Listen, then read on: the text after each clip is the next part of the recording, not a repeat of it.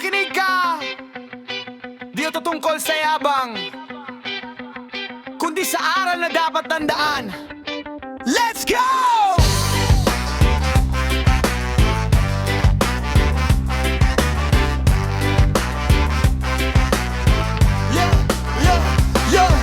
Lakad ko lumarga parang hari ng kalsada. Kala mo ikaw lang may bitbit na bandera. Lahat minamatang, lahat pinupuna, pero pag ikaw ang mali biglang nawawala. Pera man o kotse, hindi yan sukatan. Mas mahalaga pa rin ang mabuting samahan. Respeto ang puhunan, kababa ang loob ang daan. Yan ang tunay na dahilan kung bakit ka igagalang. Oy, hambog na tao, ibaba ang yabang. Hindi habang buhay nasa taas ang hagdan. Kung gusto mong igalang ng bawat nilalang, unahin mo ang puso, hindi ang kayabangan. O hindi ang kayabangan.